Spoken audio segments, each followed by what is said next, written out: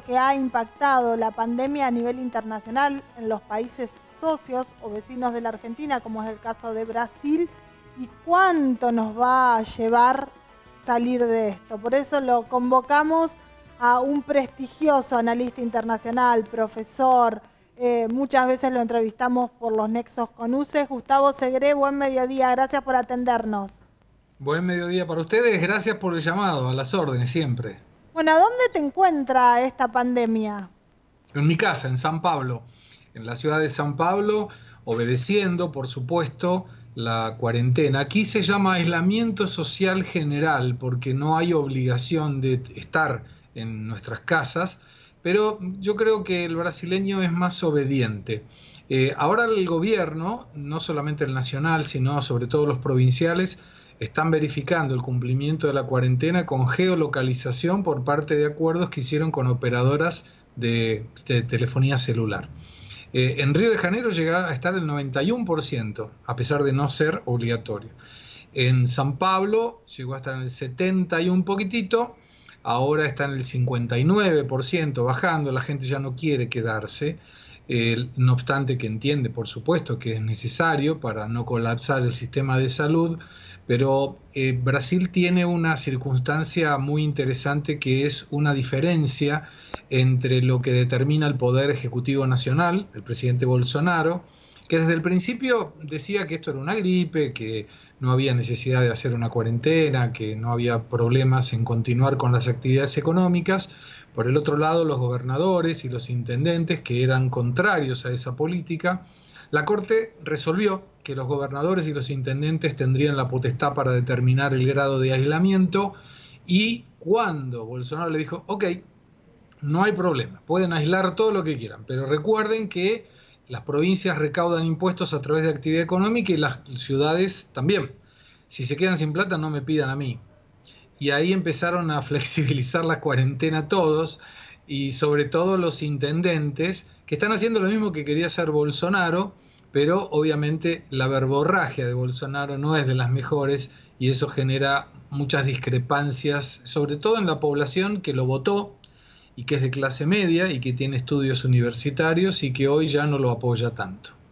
¿Y cómo será el impacto o cómo prevén el impacto de esta pandemia en donde por un lado está la emergencia sanitaria, pero por el otro está la economía, como en Argentina, que ya venía muy debilitada, y hoy con este parate, obviamente ya las empresas y un montón de sectores comienzan a reclamar que se reactive de algún modo? Mira, nosotros tratamos de, y digo nosotros en la empresa, damos el ejemplo, y yo como analista trato de dar ejemplos prácticos para que la gente pueda entender mejor. El primero tiene que ver con comparar el caso argentino y brasileño con dos buceadores, donde el brasileño estaba subiendo a la superficie buscando el equilibrio fiscal, con una tasa de crecimiento proyectada para este año del 2,3% en su PBI, con una inflación menor al 4% al año, con una tasa de interés del 3,75% al año, superávit en la balanza comercial, que eso es oferta de dólares, 48.000 millones de dólares, y cuarto país en el mundo a recibir inversiones directas productivas, 75.000 millones el año pasado. Y en ese momento viene alguien y le dice, mira, esto es el coronavirus, ¡paf!, toma. Y es un ancla, y lógicamente ese buceador que estaba subiendo la superficie empieza a caer. En el caso argentino es al revés, el buceador no estaba subiendo la superficie, estaba bajando, con un decrecimiento económico, con una inflación elevada, con una tasa de interés muy alta para las pymes sobre todo, sin prácticamente reservas internacionales. Olvidé mencionar en el caso de Brasil 380.000 millones de dólares, en el caso de libre disponibilidad argentina menos de 8.000 millones de dólares, y con un desempleo que preocupaba. Y en ese caso también le colocan el ancla, y obviamente esto genera que el buceador argentino baje más rápido y más profundo. Esas son las dos diferencias. Yo creo que el caso de cada uno y de la subjetividad individual de cada uno en el análisis si conviene o no hacer la cuarentena tiene relación directa con la situación económica y laboral de cada uno. Si uno está, por ejemplo, trabajando en el Estado y a fin de mes cobra el sueldo igualmente, puede estar en cuarentena años si quiere. Pero si alguien depende de su esfuerzo personal o de un comercio que tiene empleados y que tiene que pagar impuestos y alquileres y la comida y las cosas de su familia, la situación apremia un poco.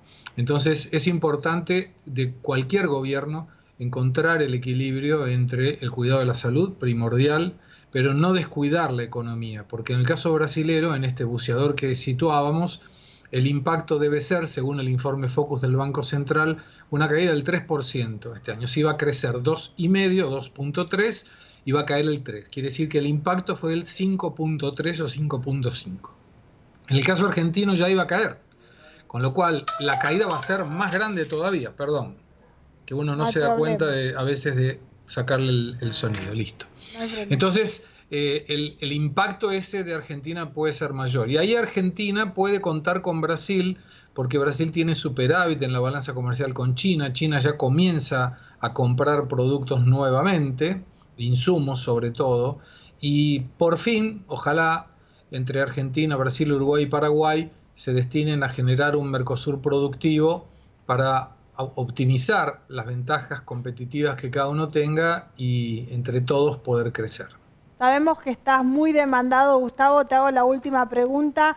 En medio de esta pandemia, de esta crisis que es global, ¿hay algún líder que haya sobresalido o que se posicione? Yo tomaría el ejemplo de Angela Merkel en Alemania, me parece muy prudente, y en realidad cuando vos analizás, el secreto es la cantidad de testeos, es la base de todo. Brasil ahora está comprando, ya pidió 46.200.000 testes, kits, para poder identificar y salir de la cuarentena de una forma más ordenada. La referente para mí en lo que hizo alguien, un primer mandatario, bien, es Alemania.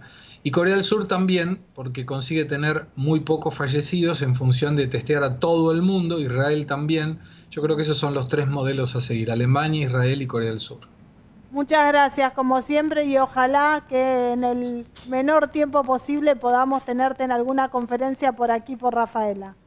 Estaba previsto para el 27 de marzo y no pudimos hacerla, así que estoy ansioso por ir. Quiero mucho a la ciudad y ojalá en breve podamos vernos. Muchas gracias, saludos y cuidado. Hasta luego.